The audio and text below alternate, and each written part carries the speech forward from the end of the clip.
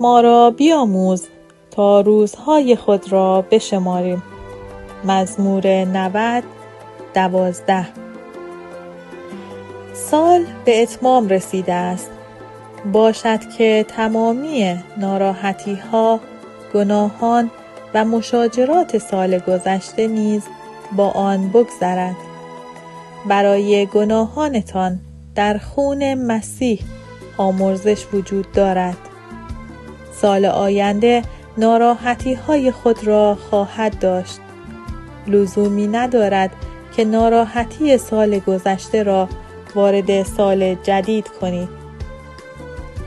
دعواها اهمیت خود را از دست دادند. زوجی که از روی عشق با یکدیگر ازدواج کرده بودند، پشت میز نشسته یکدیگر را در آغوش گرفتند. ناگهان زن ترسید و گفت: آیا دیدی؟ یک موش وارد سوراخ سمت راست شد. شوهر او را آرام کرد و گفت: او نمیتواند به تو صدمه‌ای زند. من آن را دیدم. یک چیز کوچک که وارد سوراخ سمت چپ شد. زن اصرار ورزید که موش وارد سوراخ سمت راست شد.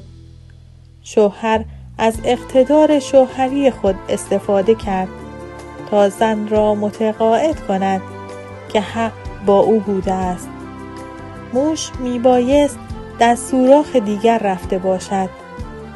آنان به خاطر همین مطلب از یکدیگر طلاق گرفتند.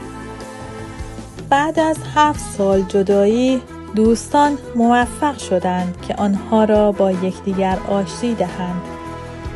آنان دوباره ازدواج کرده در همان اتاق پشت میز نشستند. زن گفت: چقدر ما احمق بودیم که به خاطر یک موش که وارد سوراخ سمت راست شد با هم مشاجره کردیم.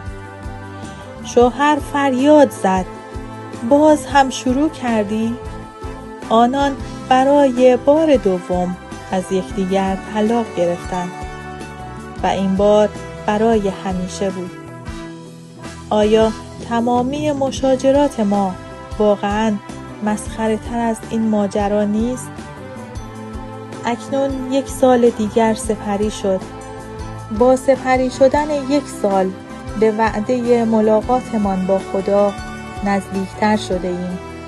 تمام نگرانی ها و اختلافاتی که آنها را اینقدر مهم می‌پنداشتیم، در روز داوری خداوند به چه حساب خواهند آمد؟